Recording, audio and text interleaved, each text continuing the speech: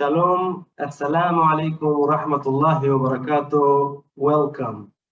I wish to welcome and thank you all for joining us today to our hybrid seminar on Sustainable Development Goals, live from the Israeli Pavilion in Expo 2020 Dubai. My name is Navesh Shachar. I am the KKL JNF Managing Director at the Israeli Pavilion, and I'll be your host for this event. The event is being recorded and broadcast live around the world. We warmly welcome our colleagues and friends worldwide for joining us. Let's see a short clip.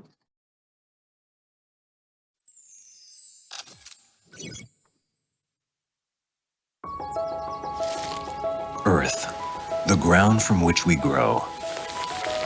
Water, the flowing source of life. Forests, the breathing lungs rooted in the soil of this earth. Nurturing Israel's earth, water, and forests for over 120 years, KKL-JNF is a leading international NGO committed to innovating sustainable solutions that balance human and environmental needs. Struggling with Israel's dry climate has driven us to research and develop nature-based solutions for climate change mitigation and adaptation. Our wide range of land development projects includes rehabilitating degraded land and ecosystems, planning and preserving open spaces, and cultivating agricultural communities. KKL-JNF supports R&D centers, creating groundbreaking agricultural techniques and technologies.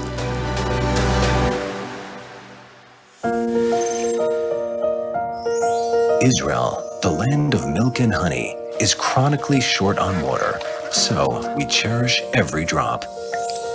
To save freshwater resources, KKL-JNF has developed cutting-edge solutions, including recycled water storage, biofilters, and efficient watershed management techniques.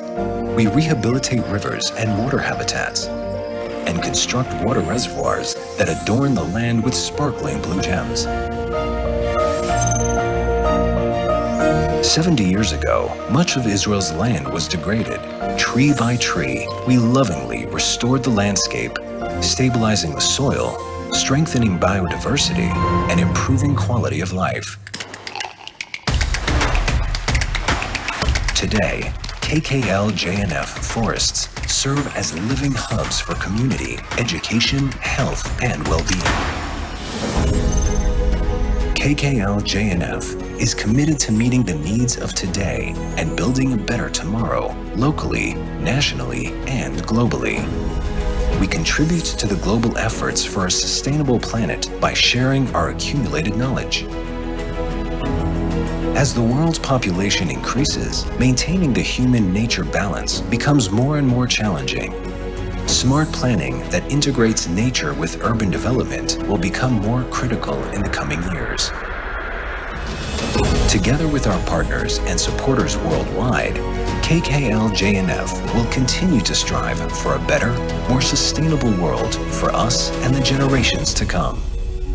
KKL-JNF, innovating sustainable solutions.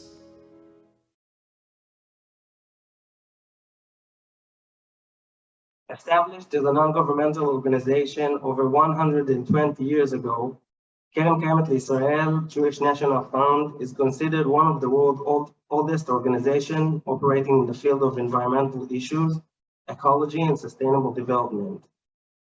Although based in Israel, KKL-JNF is active in more than 55 countries throughout the world and works in cooperation with many governmental and non-governmental bodies to further common environmental interests.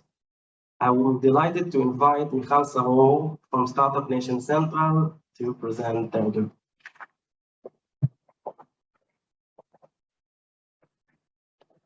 Thank you, Nave, and thank you to all our guests, and thank you for having us here at the Dubai Expo. We're extremely excited to be partnering both with Kakal and the UAL Tech Zone on this fantastic event. And thank you for everybody at home who's joining us, both from Israel and the UAE. It's been quite a mission to arrive here and also return back home later on. Today marks the UAE Jubilee, 50 years to the establishment of the country. And we thought that this would be the most appropriate message to have during this day, all about about the Sustainable Development Goals, the UAE and Israel, this triangle, which creates such an interesting story. Startup Nation Central, for those of you that don't know us, is a nonprofit organization that promotes the collaboration between Israeli innovation, governments, organizations, and institutions. We're here in Dubai as part of our ongoing partnership with the UAE and various markets that can definitely collaborate with Israeli innovation.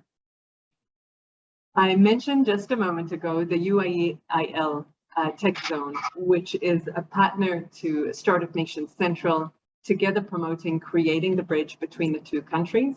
And I'd like to invite Noah Gascoigne, one of the founding members of the organization, to say a few words and opening remarks before we start. Noah?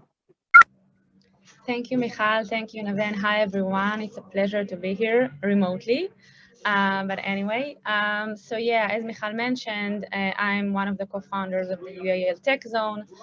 We established the community a year ago in order to build the tech bridge between the two countries, to connect people and to build the ground for tech initiative and collaborations. We've been around for 1 year. We had a lot of events, whether physical or virtual, during the past years, and we learned a lot about how much opportunities there are between the two countries, and we have much more plans for the next years. What I would love to wish to the UAE for the next 50 years is that they will be as much as successful as the past 50 years. I wish you to spread peace and prosperity and help us and help the region to further build bridges between countries and people, and develop an amazing ecosystem with a lot of unicorns and tech. And we are here also to help and to share knowledge and experiences. Thank you, and please join us. I will put the link for our website, so you are welcome to join us to our community, to be updated with news, activities, events. That's it. Thank you. Enjoy. Thank you, Noah. Thank you very much, and it's great to partner with the UAE Tech Zone and Kakal JNF on this event.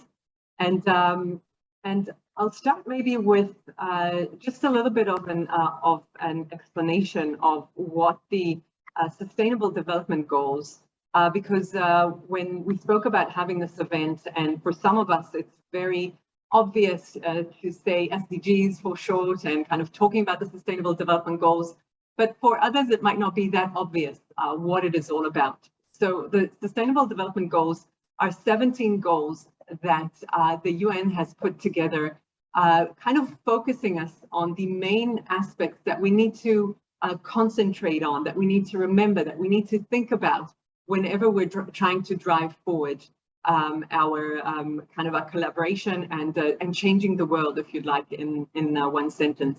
And they broke it down into 17 specific aspects that we should be focusing on. If you go into their website, you find it's very accurate. They're talking about land, about water, about hunger, about our health. So making it easier for us to concentrate on various targets. And each one, if you deep dive into it, it's quite specific as to the targets that we should be having there.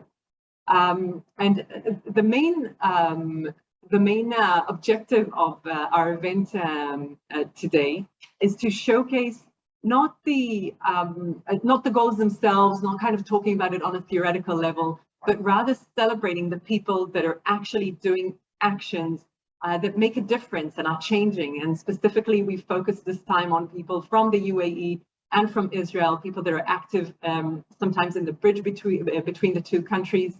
And in these collaborations, both affecting not just our local ecosystem, but also the entire world sometimes. And you'll hear some amazing stories that go from South America to Morocco to Africa. And all of these together are making a difference. and kind of putting a focus for us to look at the future and what we can do together. So without further ado, I do want us to start, and you'll find that the SDGs, just to keep you on your toes, we haven't gone from 1 to 17. We've jumped from one of them to the other to keep the flow and show you these interesting stories.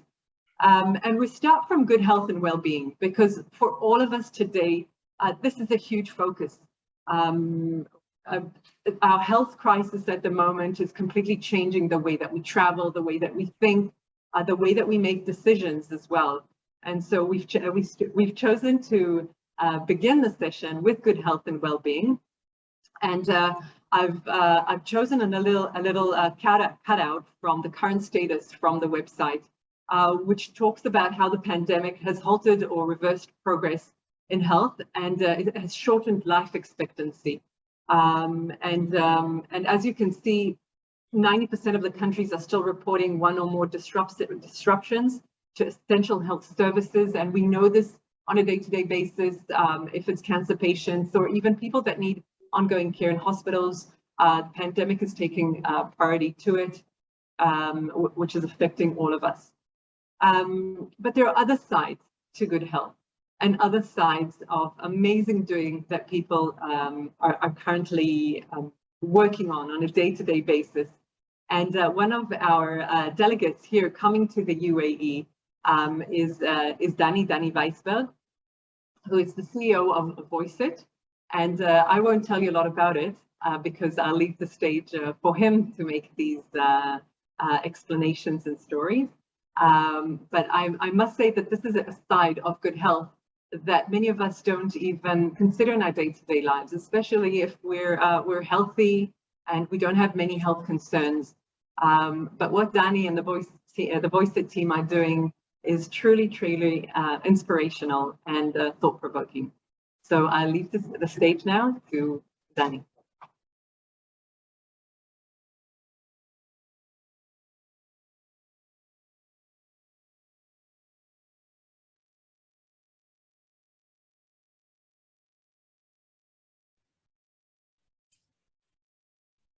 Hello, everyone. Just a second.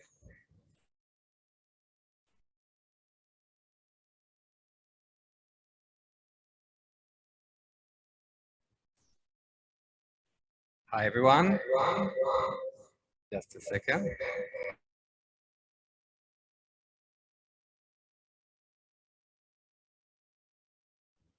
Okay, good. Thank you so much, Michal, for this great introduction, and it's a great honor to be here in Dubai. So I will present what we're doing. Our mission in VoiceIt is to make speech recognition truly accessible to everyone.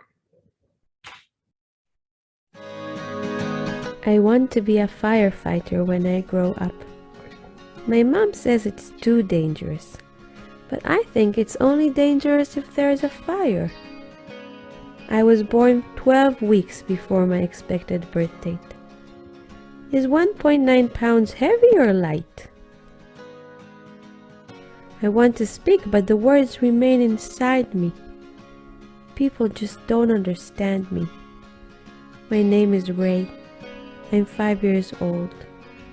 And tomorrow, I will start speaking freely.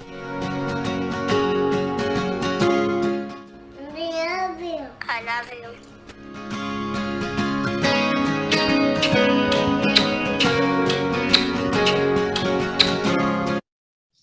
The story of VoiceIt starts from a personal experience in my family. A few years ago, my beloved grandmother had a stroke. After that, she lost her independence and her speech became unintelligible. And I felt her pain and frustration when she struggled to communicate even her basic needs. This is the day-to-day reality for more than 120 million people around the world. Children who are born with cerebral palsy or Down syndrome, adults after stroke, Parkinson's, ALS, traumatic brain injuries, and many other situations.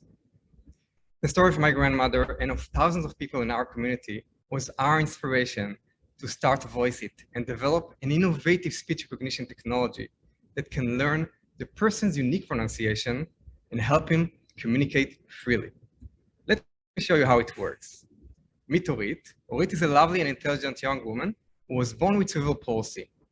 Orit will say few words in English. Try to understand what she says. Now I can start speaking freely. Now let me show you how Voice It can change her life. Now I can Now I can start start speaking freely. speaking freely. However, Voice It can do much more than that. Speech recognition is becoming more and more dominant in our life with smart homes, smart speakers, personal assistant, and smart cars. And Voice It is uniquely positioned to make all those products accessible to everyone. With this unique position, we received the amazing support of Microsoft. We invested in Voice It both through the equity, but also with grants. And as you can see in this picture, Satya Nadella, Mr. Satya Nadella, the CEO of Microsoft, has a personal connection to what we're doing. His son was born with cerebral palsy, and Microsoft is in the forefront of supporting accessibility. Another company that has invested in Voice It and is supporting Voice It is Amazon through the Alexa Fund. But more importantly, Amazon gave us the unique permission to integrate the Alexa API into our application. This means that any person that cannot use Alexa because he has a speech disability or heavy accent can now do it with Voice It application. In the video that I'm going to show you, you're going to see Michael, who was born with cerebral palsy, who can now gain much more independence in his life.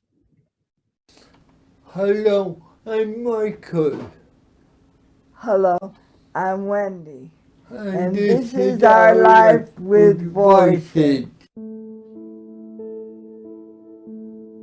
They developed this wonderful thing which you will see Alexa right on. Okay. You have no idea on how many doors you're going to be opening for so many people. Alexa, TV off. Like I said, you have no idea how much this means to him. No idea. We waited for this for so long, and we thought that this would never happen. It's okay.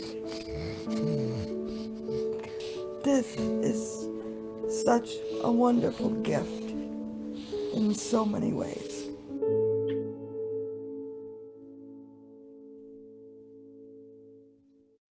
We have already launched the application and you can download it for free from the App Store. However, our main go-to-market is providing an SDK to any company that has a voice-based product, whether it's in the home automation industry, automotive industry, healthcare, or any other type of voice-based product.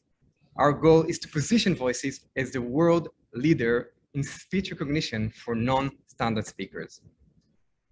To date, we raised around $20 million. It's a combination of grants, competitions, and also equity investors such as Amazon Alexa Fund, Microsoft Ventures, ARP, and the Technion. Our mission and goal is to make speech recognition truly accessible to everyone. Join us in making this important goal a reality for millions of people who need it. Thank you so much.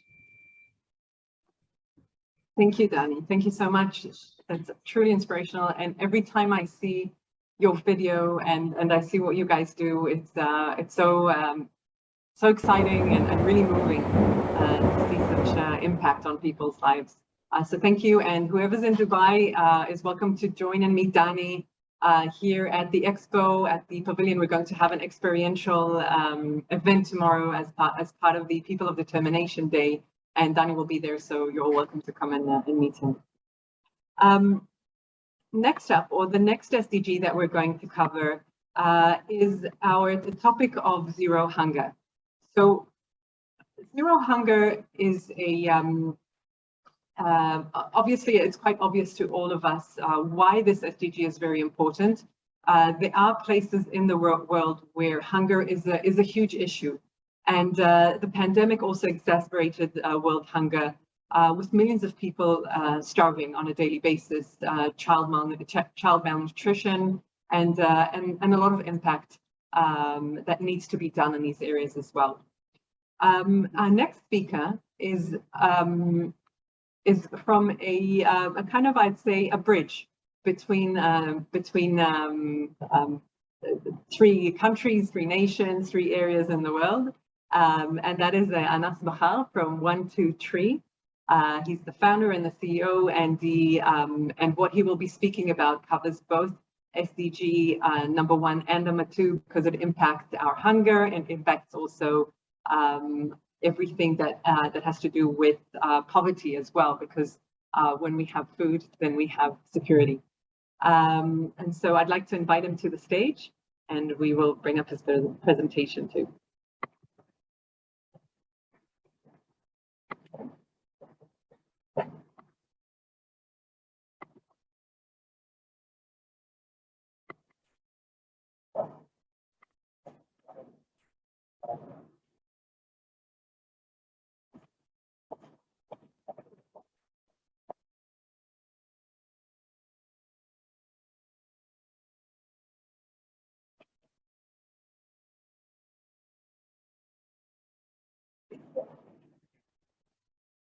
Thank you very much. Thank you, Michal. Thank you, Nave, and very impressive what we have seen before with Danny. Maybe I want to present or maybe have this speech in 3 different parts. The first one is my own background, because I think it's could be interesting for some people in the loop today. And the second part is what we are doing in 123. And the third part is what we can all do together here in the region. So for the first one, my background, honestly, I think that I'm coming from the dark side of the world, because before working on agriculture and agroforestry, I was in investment banking between London and Paris for almost 10 years.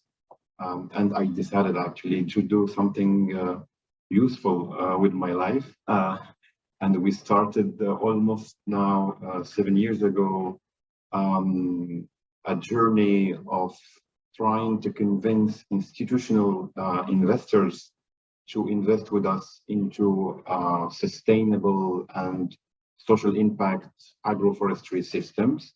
We have been quite lucky because we succeeded to actually convince a European pension fund to invest with us and to deliver our promise of trying to change and transform how agriculture is done today.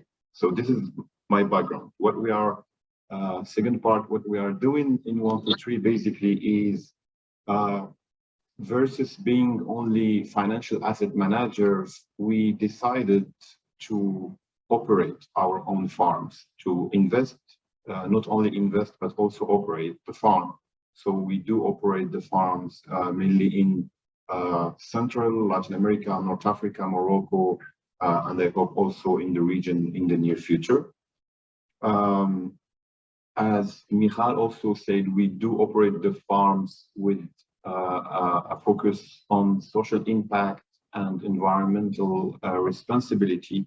So we do not invest or operate conventional farming. And we want, by this approach, to prove, especially to the financial world, that we can be sustainable and profitable. This is a topic which is very important for us, because during many years, sustainability or sustainable agriculture was seen as almost philanthropy.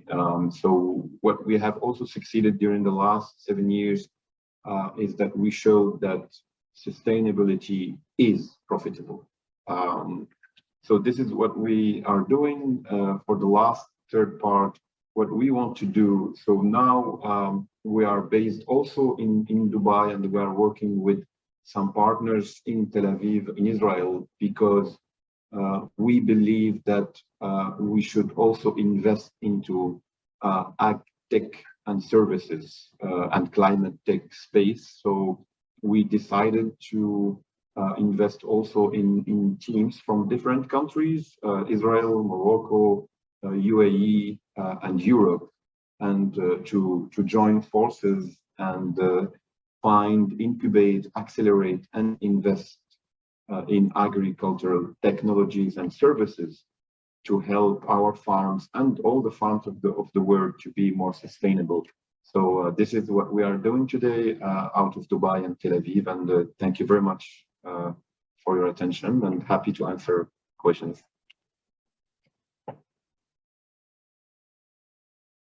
Thank you, Anas. Thank you very much, and it's a great pleasure to have you with us here at the Expo in Dubai. Definitely a bridge that connects worlds and different places, and is making a difference in the world. Our next speaker, and I will share this with you now.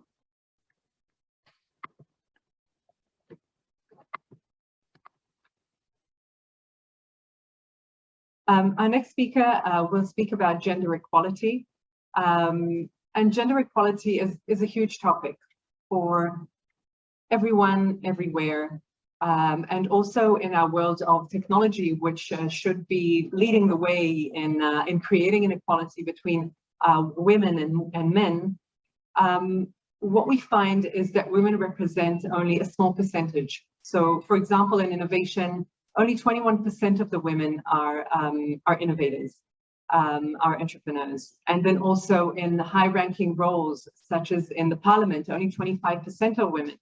They represent 36% in local governance, and only 28.2% of managerial positions are held by women. And so our next speaker actually comes from an accelerator in this area, which is Zada Haj. And she will be speaking about gender equality.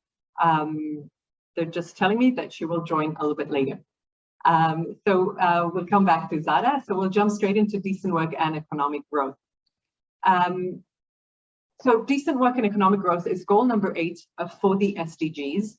And the idea is to promote sustained, inclusive, and sustainable economic growth, full and productive employment, and decent work for all. What we will showcase for you today is a story that comes from Israel. For those of you that are not familiar with Israel in general, it's a very inclusive society with very different groups, and within them, in the high-tech sector, we find that it is predominantly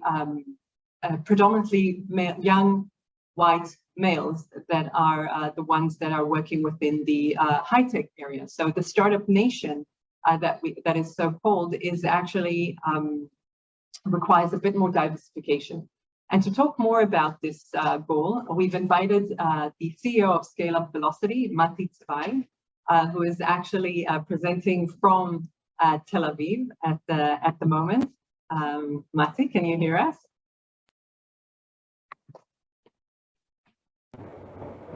Michal, hi, I can hear you. Can you hear me? So, so thank you, Mati, for joining us, and tell us all about Scale Up Velocity. Thank you, Michal, and good afternoon, all the viewers from Dubai and Israel. This is the Israeli high-tech in 2021. 6,900 innovative companies, $22 billion investments only this year, double that of last year, 184 exits, and I can go on and on. Now, how does all this connect to our topic, SDG number 8? To promote sustained, inclusive, and sustainable economic growth, full and productive employment, and decent work for all. This is the general workforce of the State of Israel. But this is the reality of the Israeli tech economy. You can see how ultra-Orthodox and Arabs are terribly underrepresented in the Israeli tech. In addition, like so many other countries, Israel faces a chronic shortage in talent to fuel this critical part of our economy. My name is Mati Zweig, and I'm the CEO of Scale Up Velocity by Startup Nation Central. My organization, Scale Up Velocity, set as its mission to map the needs and the challenges in the Israeli tech and to understand how we can help fill those needs. The good news is that the very diversity that so many see as a challenge in Israel's story actually offers a very, very powerful solution to this problem. So here's what we did. We have identified the needs together with a board of tech companies, Google, Mobileye, Lightrix, Facebook, Apple, and so many others. Then we formulated a set of solutions with a coalition of leading stakeholders, the tech companies, nonprofit organizations, government, philanthropy, and experts in the fields of screening, training, and placement. And then we launched a pilot. We tapped into the communities in Israel that are underrepresented in Israeli tech, and we built a customized bootcamp that offers some upskilling, but more importantly, soft skills training. Thanks to the involvement of the tech companies in these programs, the R&D teams had understood that this was a source of seriously untapped talent. The programs became a great success. So we essentially built a scalable model for training and integrating minority communities into the heart of a robust tech sector. The model enables inclusion into core positions based on talent, not on affirmative action. What happened is that people such as ultra-Orthodox women and Israeli Arabs that until now couldn't find serious roles in high tech were being offered well-paid positions as programmers in core teams. Really, the best way to understand this story is with a story. This is Majd Abu Khatum. Majd was 22 years old when he graduated with a computer science degree from a general Israeli university. Once he started looking for a job, he realized how difficult it is. Luckily, he was accepted to our bootcamp, excellent team. And when he completed the training, Majd became the first Israeli Arab that was recruited to mobilize algorithm team.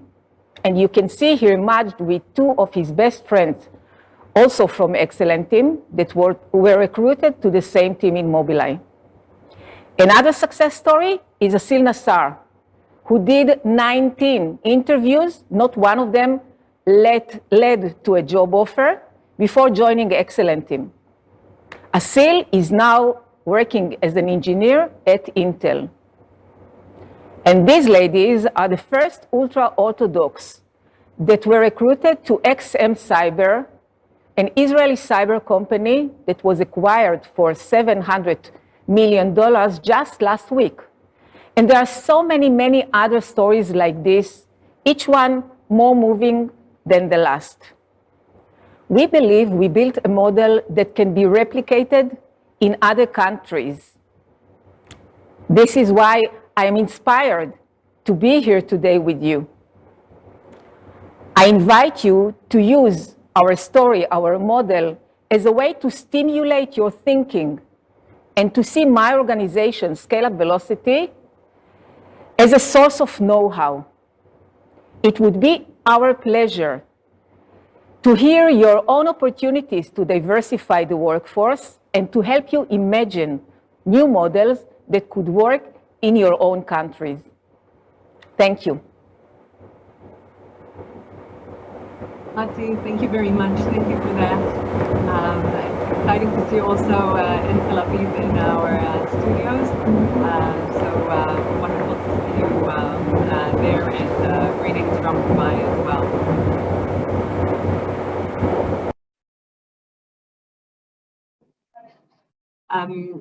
Our next topic is in the area of, it's actually two areas that we'll be speaking about now. One of them is the clean water and sanitation, which the SDG number 6 talks about ensuring availability and sustainable management of water and sanitation for all. And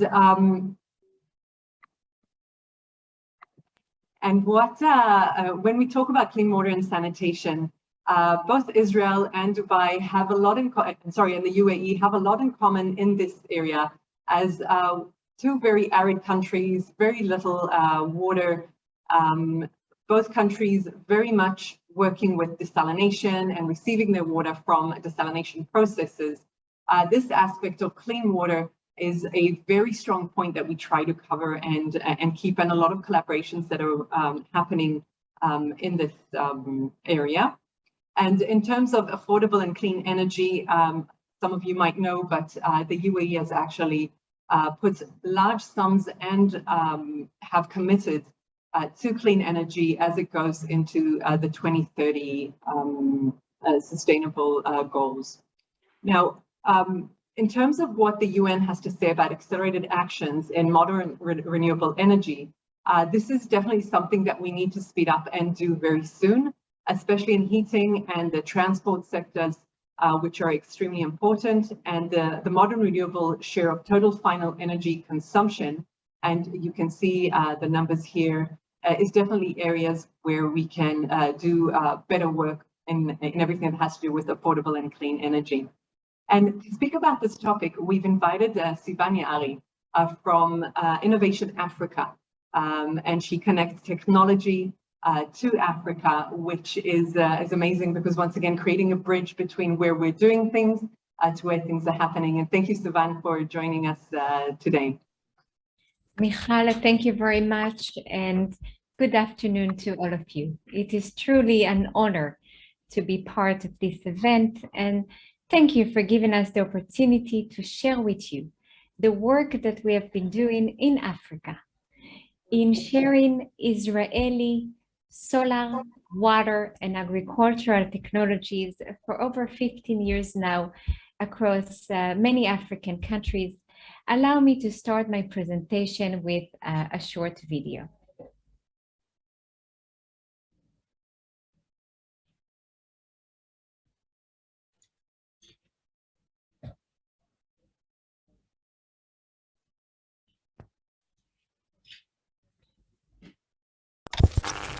About 2.2 billion people living without access to safe water. A desperate call in need of an urgent response.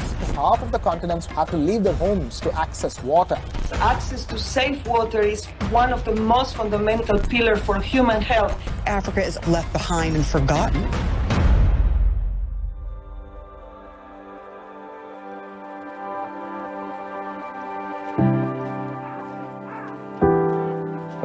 The main challenge in Africa is the lack of energy. Because there is no energy, people are still suffering. Because there is no electricity in medical centers, there is no electricity in schools. But most importantly, because there is no energy, there is no access to clean water. And yet, the sun exists, the water exists, and with only a few solar panels, we can make a change. Innovation Africa is a non-profit organization with a very simple mission: to bring Israeli technologies to African villages. Since 2008, we have brought solar energy to power schools, medical centers, and most importantly, to pump water in rural African villages. Once we bring clean water to a village, everything changes. Children are going to school, now there is better education, less people are sick, but what inspires us the most is when we get back to a village, we see agriculture, brick making, we see economic independence.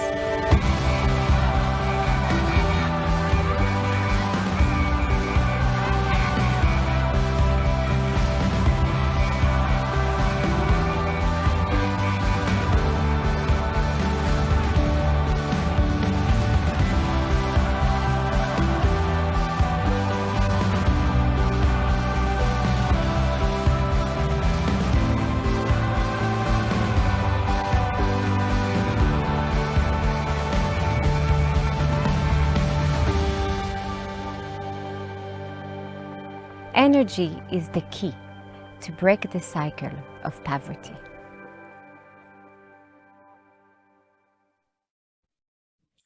Thank you. So as you could see, the solution that we are using is simple. We're using solar panels in order to bring electricity to schools and also to medical centers. But most importantly, we are using solar energy to pump water. Allow me to show you some of the work that was already done.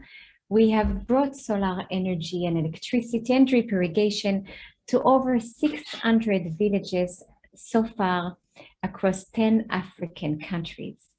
And I'm pleased to say that we will continue. The main challenge that we are trying to solve is the lack of energy.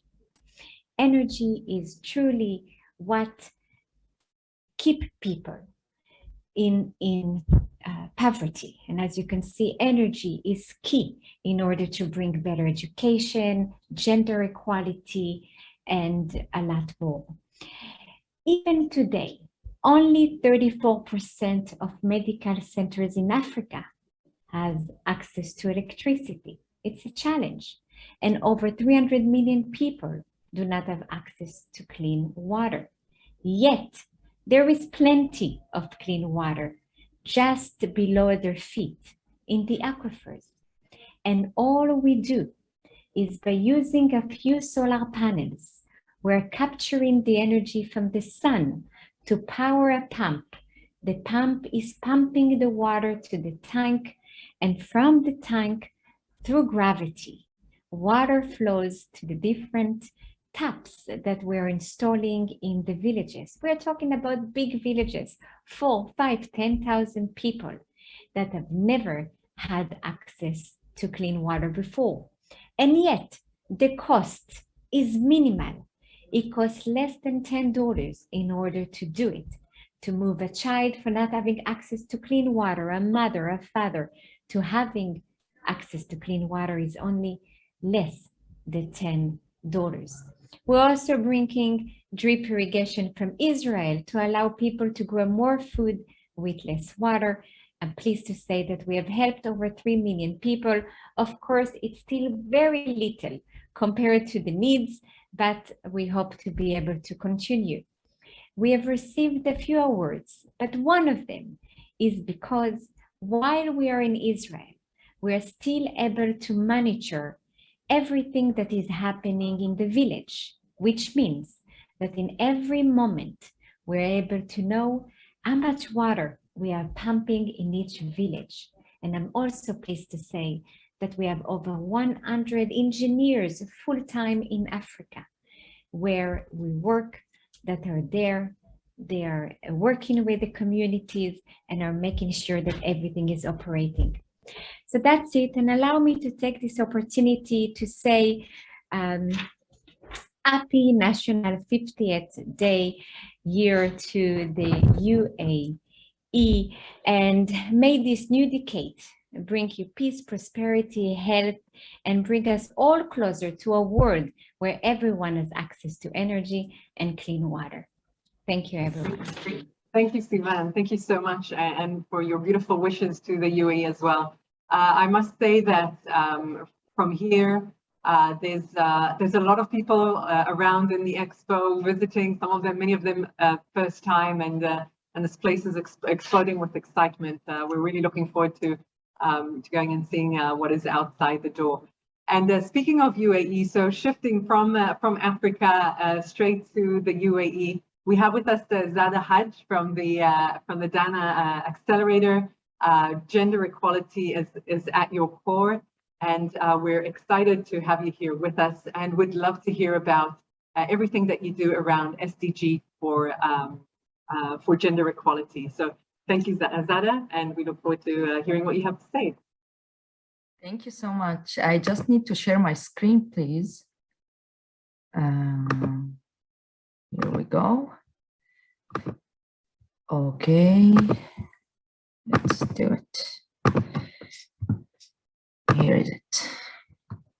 Hi, everyone, and thank you for having me today. Wow, it was so inspiring from Sivan. Thank you so much, Sivan. So I'm the CEO and the co-founder of Dana Accelerator. We are an Abu Dhabi-based company where we accelerate startups from all over the region to scale up in the region in the Middle East and North Africa. And our vision is to empower women that they can lead the region to a sustainable future where we all hope to have. So the name Dana is actually came from a loss that happened last year of a dear friend of mine that we were working on a startup together, who also was a feminist on women empowerment in Palestine in the Arab world. And me as a Palestinian Israeli, I was also working on women empowerment in East Jerusalem and the Orthodox women from Jerusalem and from North Israel. And this is how we called our initiative Dana, and it's a Desert Alliance New Era Accelerator.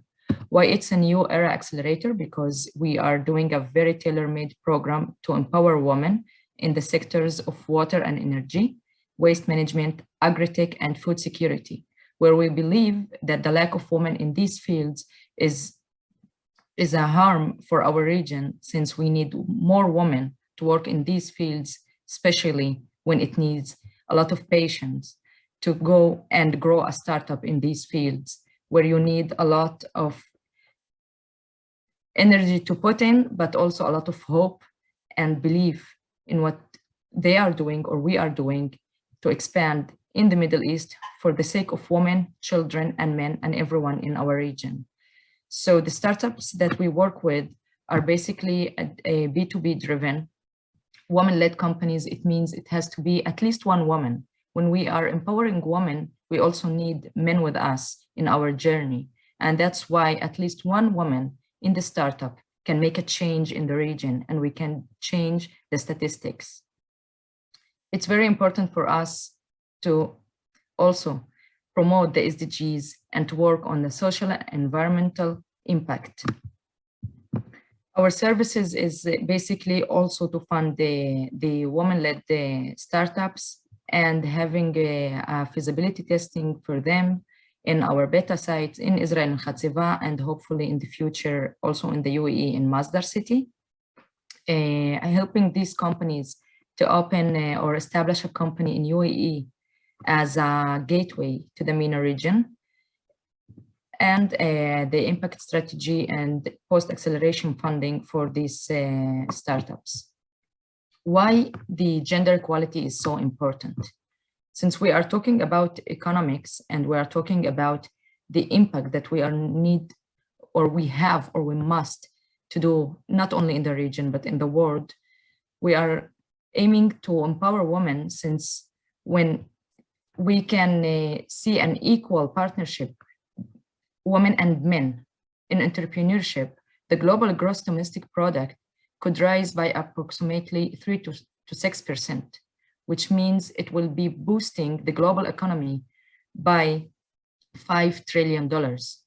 And it's a huge step in the human history if we can really take women from an underrated entrepreneurs to a very domestic and equal entrepreneurs.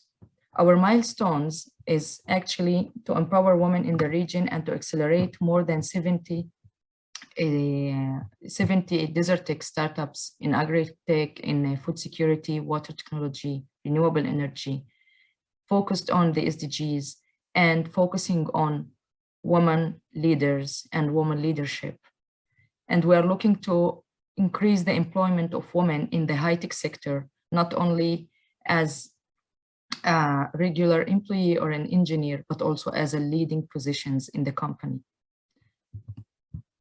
We are the Dana team. Me, Zada Haj. I'm from Kfar Yassif originally, Palestinian Israeli from North Israel, a very old village near Akko. And Shirley Shahar, who was our mentor, me and Dana, who also believes in women empowerment and in agri-tech and sustainability.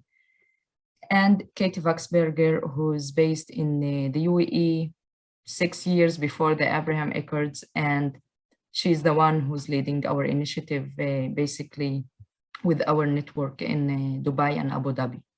So thank you so much, and we are looking forward to have more women entrepreneurs and to educate women in these realms to change not only the region, but also our world. Thank you so much.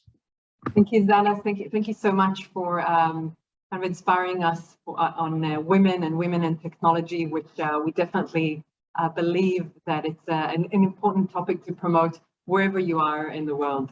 So thank you very much. Our next SDG is also focused once again on technology and kind of looking at more responsible consumption and production, which is something that we all are familiar with.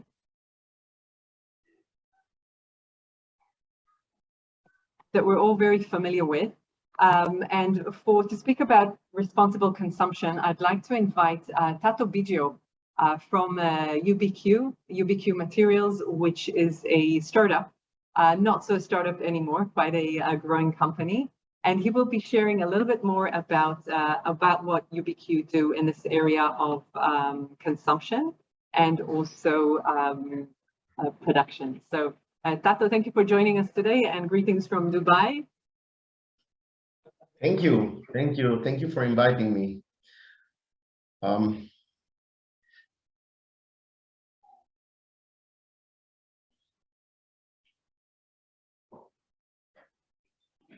Great.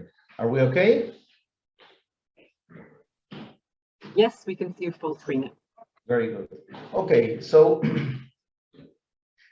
the UBQ team has developed a truly revolutionary technology that enables us to take household garbage, meaning the bag of garbage that you throw at home with everything in it, and convert all those materials together without the need of separation into one material that is thermoplastic. And here you see the new plastic, which is not made out of oil, but made out of household garbage. Now, this solution is truly important. First of all, we're depleting our planet by consumption in a linear economy where everything ends up either in landfills or incinerated.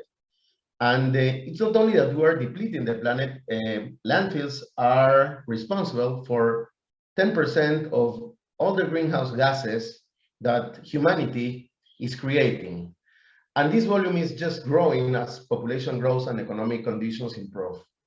So we do need to do something about residual waste that is ending in landfills. What UBQ is basically doing is creating a system where all these materials, before they go to landfill, are brought to our facility to be converted into a new thermoplastic that can be used by industries to create end products, but with a material that is sustainable, that is bio-based, that supports a truly circular economy, and that is climate positive.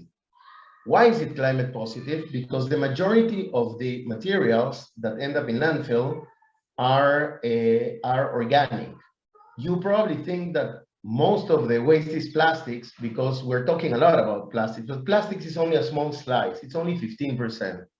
The balance, 85%, is mostly organic. And when I say organic, is food waste, cardboard, paper, and of course, you also have some diapers, and of course, you have now some masks. But the majority is organic material, and that material decomposes into methane, which is 86 times more powerful, more toxic than CO2. So yet again, we take the garbage, we convert it into this thermoplastic material, which you see in the middle, which is the UBQ tablets that we will ship to the manufacturers to create end products that you see here. The impact, and this is SDG 12, is that we're saving natural resources, because by bringing all these materials back to the economy, we're saving the use of virgin materials, we're saving the use of oil, we're saving landfills, we're saving carbon emissions, and we're creating a new ecosystem where end products can be sustainable, because UBQ material can be recycled time and time again. These are the kind of products you can make with UBQ material in the logistics supply chains, in consumer applications, automotive, and building. Some of the key customers of UBQ today is McDonald's. They're doing actually the food trays from their own garbage. Mercedes-Benz, who is building cars or car parts with UBQ, and many other big international corporations. I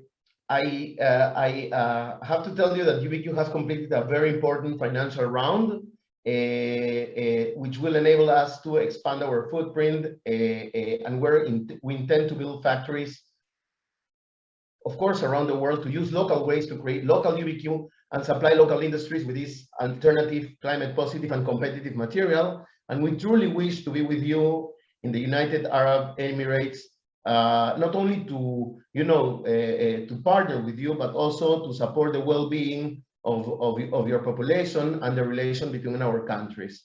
Thank you. Thank you, Tato. Thank you very much.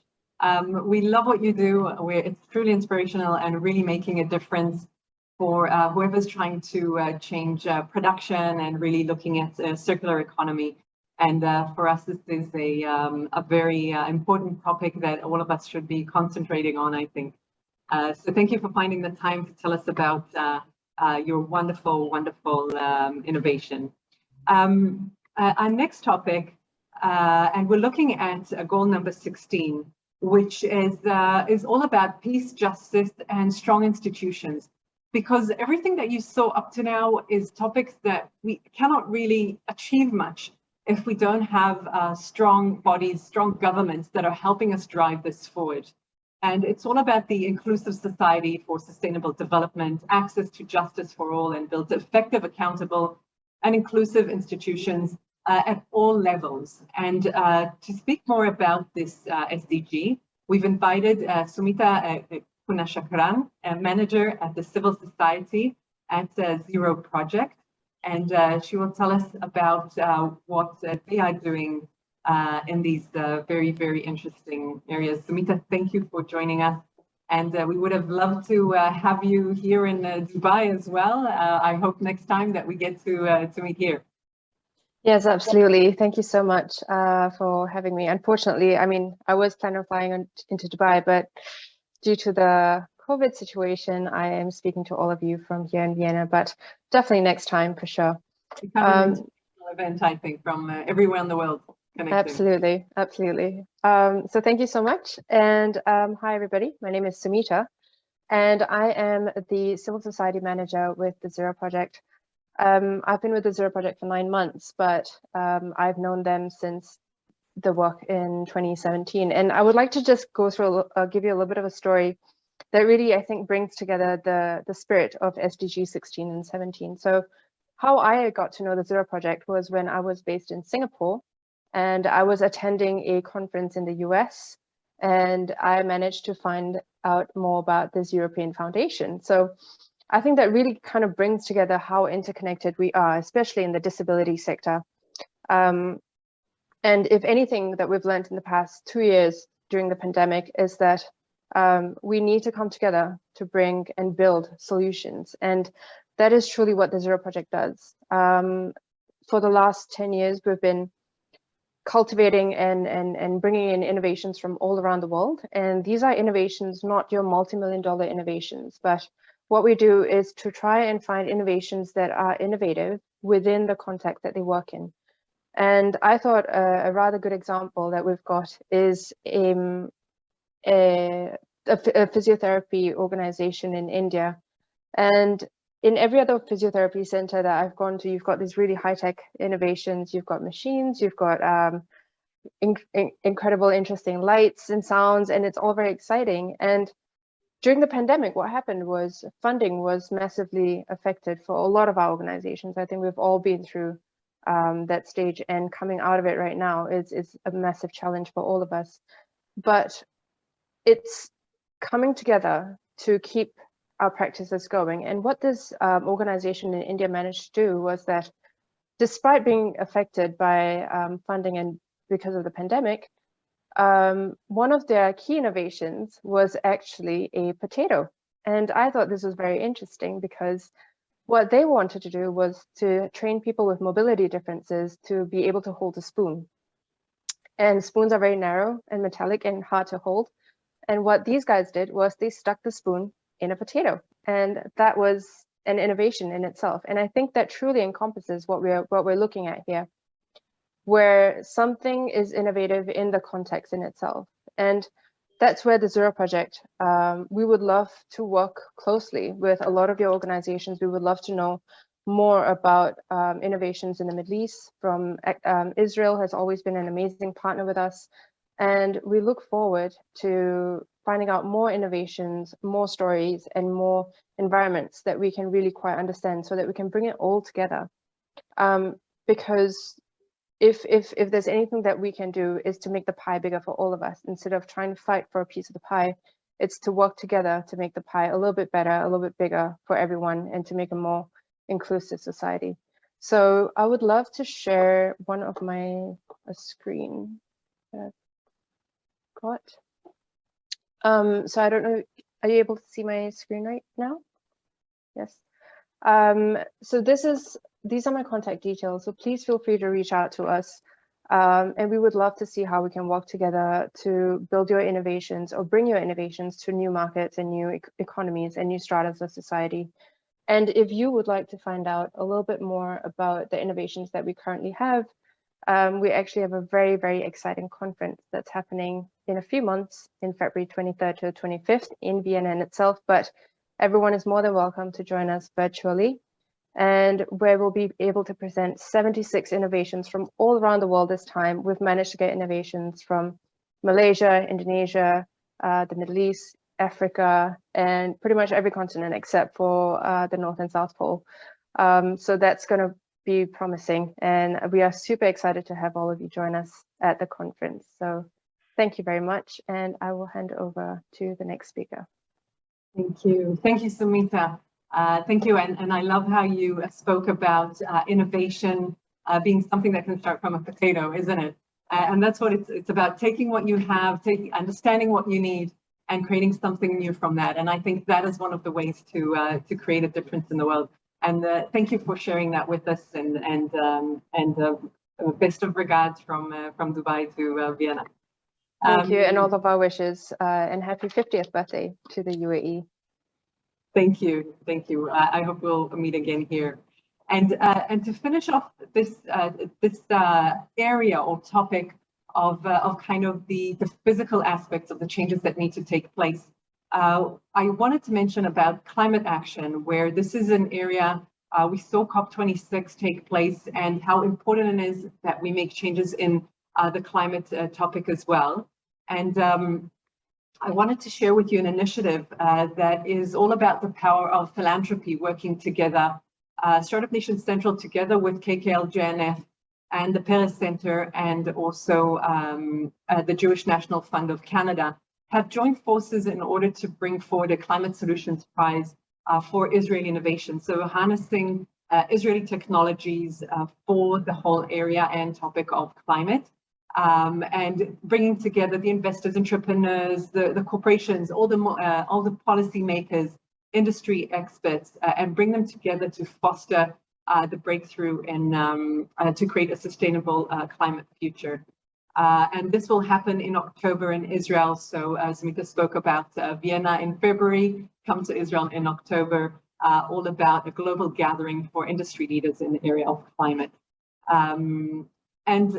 Next up, this is a special guest that we have today. She is actually just arrived to Dubai from Israel today. She's on the road. And for me, she creates that connection between goal number 15, but also the goal 16, which is life, goal 14, which is life below water. Because these two goals are kind of, one looks at what's happening below water, maintaining our marine and our oceans, an extremely important topic to consider. And over 3 billion people rely on oceans for their livelihoods. And our next speaker is an inspiration for, I think, for anybody that wants to do something different and wants to break any barriers. And for me, she's definitely the symbol of everything is possible. Just put your mind to it, which is an important message for SDGs.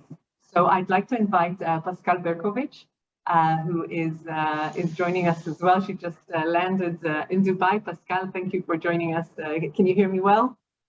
Yes, thank you very much. Yeah, you're so inspiring, guys. I'm just overwhelmed by those amazing projects. I really would like to ask to get a kayak from UBQ. I would like really to get a garbage kayak. I think it's the next step. Actually, I am a Paralympian. I just 2 months ago came back from the Paralympics in Tokyo 2021. Those were my fourth Olympic Games. I'm representing the Israeli team in kayak, and my life is very strange because amazing things are always happening to me. So for today, of course, amazing thing is to be in Dubai and celebrating an amazing birthday for the country, and being with you guys on this amazing panel. It's really incredible for me. Actually, I was born in France, and I had a terrible accident age 17. I was just on my way to high school, and I slept under a train. And the consequences of sleeping under a train is that I lost both of my legs. I don't know if you can see it, because now you cannot see it, but I'm very small. You see, I'm rolling on my wheelchair, and I'm 1 meter high. I am 45 kilos, and my wheelchair is 7 more kilos. So this is what I am. I think it's really cute, and I am always saying thank you to life, because I get a lot of gifts every day, and I have the opportunity to live my life as I wish to. I'm fighting for that. I'm fighting for my freedom. When I had that accident, I was 17. It was 37 years ago, and yes, you don't need to count. I am 54 years old now, and by then it was really the look of the people on somebody on a wheelchair was like, oh, she's so strange, she's so weird, she won't be able to do anything, she will stay at home for her whole life, and it's so much a pity because she's 17 and stuff like that. And actually, I can say that I from France, I moved to Israel age 70, and I straight as I came, I enrolled the army, and I was the first volunteer in the army in wheelchair in Israel. And from then, I just did what I had in mind. I didn't think twice about anything, and I just pushed and did everything till I get it. That's how I became a Paralympian at age 40. That's how I'm raising 2 wonderful girls, my girls, aged today 20 and 12, and that's how I'm writing books and giving motivational speaks everywhere in the world. So I'm so happy and so glad and so grateful that today there is so much awareness all over the world, but of course in Israel where I'm staying.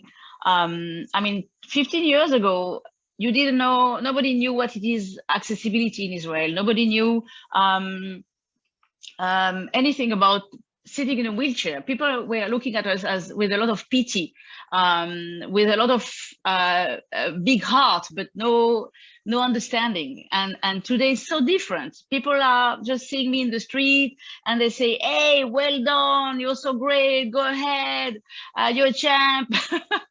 You know, it's amazing change. It's something different. And today, if I want to go anywhere in Israel, it's getting more and more accessible, everything. And it's thanks to the work of a lot of people, of course, disabled people that took their face in hand, with a lot of associations. And I have to speak about Access Israel, the association that is part of this panel today, because they did an amazing job. I don't want to say we, because I did very little, but today really Israel is much more accessible than ever, and the change is amazing. But actually what is more moving for me is that people understand what it is to sit in a wheelchair. People more and more understand what it is to be blind. People more and more understand what it is not to talk and sign language. And we are teaching sign language at school. And the changes are so many. I cannot quote them now, but it's amazing. And I'm really dreaming about a world that is bringing this accessibility and this awareness about who is different. And it could be a person that is like me, physically challenged, but it could be also somebody that is mentally challenged. It could be somebody that has another culture, another region. I mean, when you change the word for a special category of person, you change the word for everybody, because the understanding is coming. It's coming with it. And when the children understand what it is to look in the eyes to another kid at school that has that is physically or mentally challenged, and they are in the same class and they are doing all together, then this inclusiveness is getting normal. This is the new normal. This is the new life, and I really wish to the whole world to have this opportunity to live what I'm improving now, what I'm feeling now,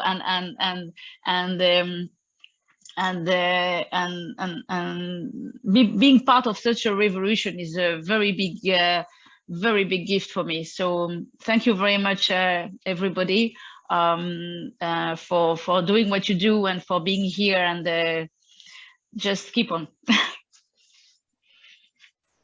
Thank you very much, Pascal. Very, very inspiring. It's not the first time that I hear you, and every time it's more and more inspiring to hear your strength and all that involved with who you are. So thank you very much. You will be here obviously tomorrow, also in Expo, and will present among the others with the accessibility and people of determination in the UAE. So we're really looking forward to see you here. So the next SDG that we'll speak about will be quality education, and we'll present it Michael Kransadov, the national chairman of JNF South Africa. They will present their abilities in education in South Africa. So please, Michael. Welcome, everybody, and thank you so much for having us from South Africa. It's an honor really to be here and to be part of this initiative to promote Israel. We in JNF South Africa have environmental centers in poor communities, in townships in South Africa, near Johannesburg and near Durban, where we do environmental education. Maths and science and natural sciences is very poor in South Africa. There's very little access, and we're one of only 11 accredited science centers in the country to help teach school children about the environment, and we use it as an opportunity to highlight also the positive contribution that Israel has made to Tikkun Olam and the environment. And we'd like to show you a short video which sort of encapsulates all the work we do to promote environmental education here in South Africa. So if you could play the video for us, that would be great.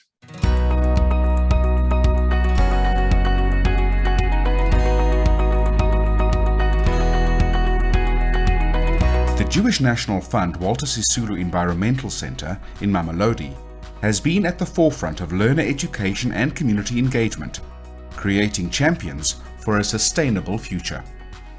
The goal of the centre is to provide environmental education to schools and communities in Mamalodi around issues around waste management, water, biodiversity and renewable energy. We've got schools that we invite to bring the learners to the centre. Already we have more than 100,000 learners who visited the centre. To ensure that there's no barriers to access, we do not charge an admission fee. The community and the learners that visit our centre do it entirely on a hosted package. That is not possible without the support from our donors and our partners, in particular the Jewish National Fund of South Africa that initiated this program and have been supported us all along. Our programs are aligned to the United Nations Sustainable Development Goals. We have a solid partnership with the Gauteng Department of Education. We also have a collaboration with the City of Tshwane and Rand Water. And in 2021, we were accredited as a Level 1 Science Centre with the Department of Science and Innovation. We've got the big auditorium that is being used by people who want to conduct workshops at the centre. Apart from that, we've got 4 classrooms. The first one is the waste room. We've got the energy room. We've got the water room and the biodiversity room. Now, here we have the outdoor environment that we teach learners about different things. We have the wetland biome, and this side we have the forest biome, and the other side we have the grassland biome. So we have different biomes here where learners can learn more about the environment. And we have our food garden here where they can learn also about planting vegetables and some fruits so that they know where do different food come from. When the kids are here, they end up being hands-on with the activities. They enjoy them. They have fun. It gives me a great pride to give the next generation the environmental education. It was fun. We surely enjoyed.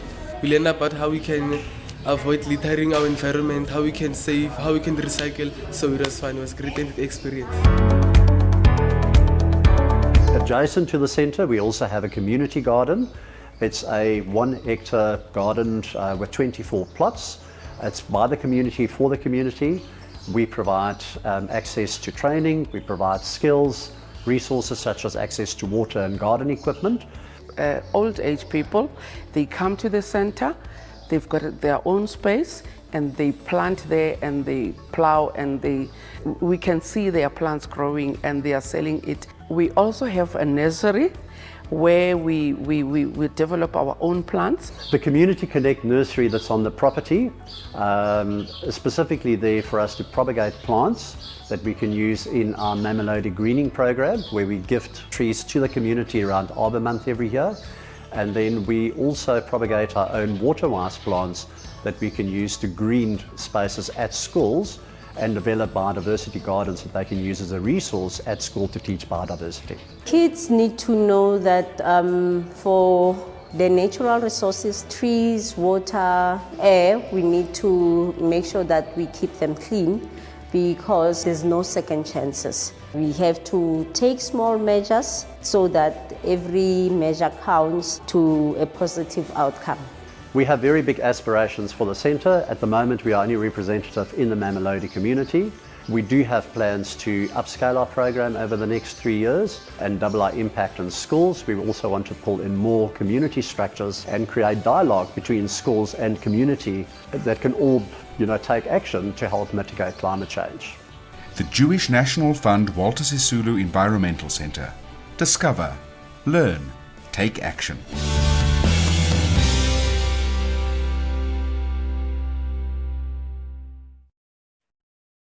Thank you very much for the opportunity. Thank you very much, Mikhail.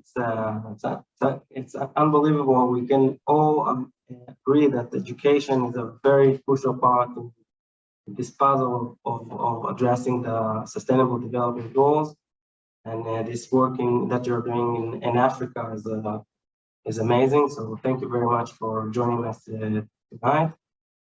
Last but not least, for goal number 10, reducing inequalities, Gidi Greenstein from Tikkun Olam Makers, amazing organization which I had the privilege to meet a few years ago with helping a friend of mine addressing his need to ride horses, and we approached Tom as a really saver to do that. So Gidi, pleasure to have you here. Welcome. Thank you very much. Just let me share the screen. So first I want to thank KKL, Kakal, and also SNC for the amazing work. And SNC has been really the organization that is leading and putting together this joint ecosystem between Israel and not just the UAE, also in Bahrain. So it's really phenomenal, and I'm deeply grateful for the opportunity to share with you our story today. I'm here to talk about UN Sustainable Development Goal number 10, reducing inequality, through the sharing of the story of Tom, as what we believe is the Bell Labs, the innovation center of assistive technologies, not just for people living with disabilities, but also for people who are poor and elderly. So just a few words about SDG number 10. As you can see here on the screen, SDG number 10 aims at reducing inequality within and among countries.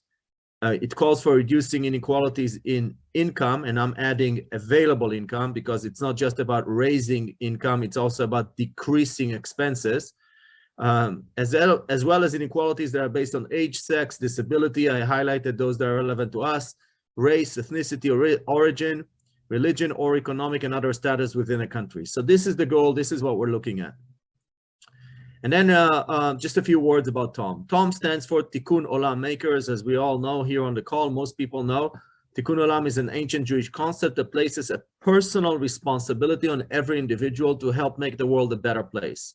We are a non-profit, and we're also a scale-up. It was mentioned earlier, scale-up is a venture that comes together at scale. It means that the logic of Tom does not emerge and is not clear with small numbers, only with big numbers, as I will show in a moment. We are global in the sense that we operate in both developed and developing countries, from East Palo Alto to East Africa. Humanitarian in the sense that we address the needs of people who are living at the bottom of the economic ladder. And I believe we're offering a systemic solution to a systemic problem, which is that for many needs, acute needs of people, there's no affordable market or government solution. We're launched in Israel in 2014, headquartered out of New York, and the R&D is still in Israel, like many for-profit startups, although I believe we're no longer a startup. We do have about more than 100 Tom communities in 32 countries. We have 610 Tom solutions under development on the website, etc. So let me give you a few stories. Up on the upper right-hand side, this is Nitzan. She's a girl. She has a wheelchair. Her family wants to take her out on in the beach, on the grass, and she needs a simple device that will drive the wheelchair. It's not covered by insurance, very expensive. Bottom right-hand side is a girl in Vietnam. She needs full body support on a wheelchair. Again, a very expensive device. You're looking at a $90 solution. Bottom left-hand side, Yael. She wants to be playing a violin. She's an amputee in the right hand. She needs a prosthesis. If you go and buy one that would be north of $20,000. Tom offers $120 to $150 solution. And top left-hand side is Boon from Singapore. He's a double amputee and he wants to go to the toilet independently.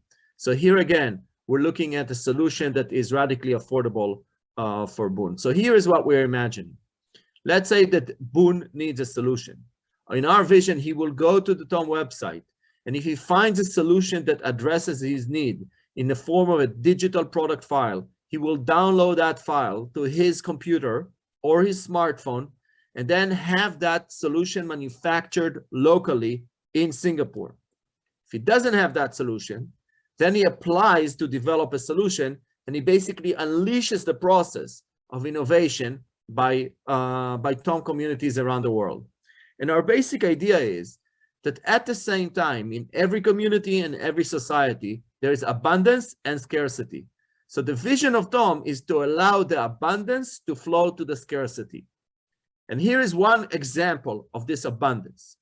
In the United States alone, there's 620,000 students who go to engineering and design schools, 850 campuses, and altogether they're doing 50,000 projects per year. All of these students could be developing solutions for people who are at the bottom of the economic ladder, people with disabilities, elderly or poor people. So these team of students, in this case, you're looking at a team of 8 students from Columbia University in Manhattan, in New York City. This team of students could be developing the solution for Boon in Singapore. The trick in TOM is that everything created within the TOM ecosystem is open source, it's deposited in the cloud, and it will be free for anybody, anywhere in the world to use.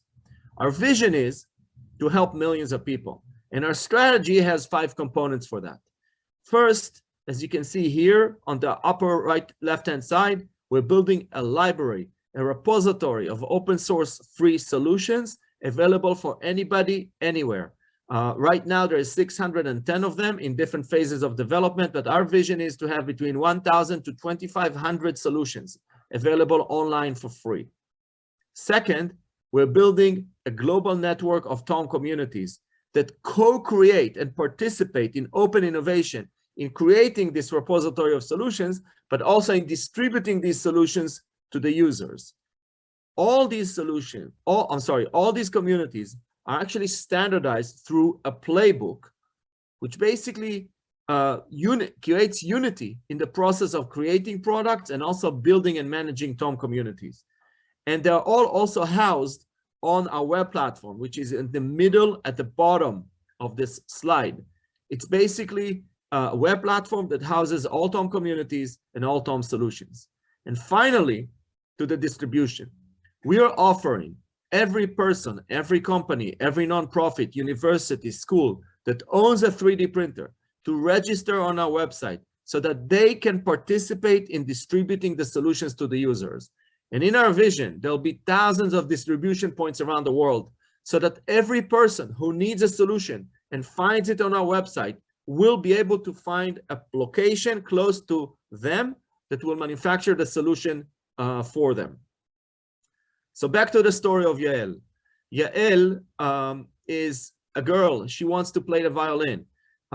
She and her father reach out to TOM. We bring her together with a team of students from Shenkar College, which is the leading design school in Israel. The team works together with Yael. Yael is integral to the development process to develop that prosthesis that is helps her play the violin. That prosthesis is then documented in a very detailed way, which basically allows on a step-by-step basis for anybody anywhere around the world to create a prosthesis. And that story actually reached CNN and the New York Times, and there's been hundreds of downloads of that design by people all over the world. This is the current spread of our communities today, as of today, but really it's the tip of the iceberg of what is feasible, because in a place like the United States, there could be thousands of TOM communities. In Dubai alone, could be 20 to 30 TOM communities in order to cover that geography. And obviously in Israel, we're talking about between 120 to 250 outposts to cover the entire geography of Israel. Glasgow, Montana is a very interesting place, because if you Google what is the most remote place in America, you'll find Glasgow, Montana. And our idea is simple. Once we digitize and make hundreds, and then 1,000, 1,500, 2,000 solutions available, digitized online, anybody anywhere can use these solutions. And that means that the access of people who live in Glasgow, Montana to this repository of solution is equal to the access that exists in New York City, in Chicago, and all the other metropolitan areas. Abraham Accords created a tremendous opportunity to bring together another aspect of TOM. And that is that from inception, we believed that TOM is an amazing platform for people to collaborate across religious, political, and national lines. So we imagined Israelis working with Arabs, Jews, Muslim, Christians, across all religions, across all cultures, collaborating in creating and distributing solutions for people at the bottom of the economic ladder. And here came the Abraham Accords, creating the political space that allows us to reach out with obviously within Israel and the US, but also to the UAE, Bahrain, where we have a TOM fellow, in Dubai and Abu Dhabi, where we have TOM communities, and soon, hopefully also in Morocco, Kosovo, and other Muslim countries as well. Finally, I want to say a few words about what is SDG 10 about TOM, which means in what way does TOM advance the sustainable development goal of the UN number 10 about reducing inequality. First of all, I just want to say that TOM was created by a concept of inclusive prosperity.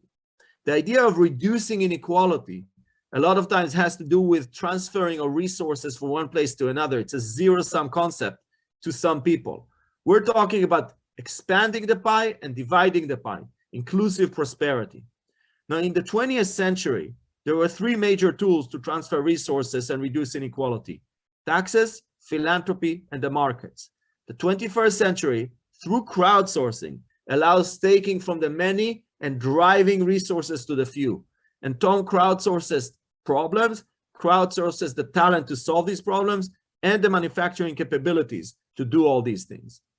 Second, we're reducing inequality on the national and local level by transferring knowledge and resources from metropolitan to rural areas, from areas of abundance, rich areas, let's say in Manhattan, Columbia University, to poor areas that may be immediately adjacent. For example, in Harlem, Columbia University in Manhattan, one of the richest places in the New York area, is in the middle of Manhattan, which is one of the most challenged areas. We're also challenging our designers to design for radical affordability, turning the expensive into affordable. And we believe that we can decrease the cost of unit for the user by 80 to 99%. And radical accessibility, meaning you take the complicated and you make it simple. Simple tools, simple materials, which then allows distribution much faster. And there is a tremendous transfer of knowledge here from top universities and knowledge centers across society, and also from developed nations to developing nations. And I have to end with a few words related to the Jubilee of the UAE. Before I came to the UAE, I started reading about this country. That was in January 2020, almost a year ago. And here's what I learned. I learned that this is a country with tremendous global ambitions, with the desire to have a footprint, to contribute to humanity. And in that mindset that I saw in the UAE is so similar to the mindset that we have in Israel. I'm actually based out of New York. The Jewish community has, which means it's a natural partnership to work together between Israelis and Emiratis, between Jews, people from the Jewish world, and the UAE, in order to make a significant and distinct contribution to humanity. I'll close with this picture, those two pictures that are my favorite from the journey of TOM, which is a very visual journey with thousands of photos, but these are my two favorites. The girl on the right from Vietnam, she got the wheelchair, her family got a wheelchair they could have never afforded. On the left, there is Noam, who's an Israeli wounded vet who lost his arm, and the kid, his name is Muhammad, he's from Gaza, and he lost his 4 limbs to a flesh-eating bacteria, and he was treated in Israel. And this picture was taken in our innovation center in South Tel Aviv. And I invite you all to visit there. And I want to thank everybody for the opportunity to be here. And it's really a privilege to be here on this special day of the UAE, which, by the way, is a country that does not speak about people with disabilities, speaks about people of determination, which is an inspiring concept for all of us. So thank you very much.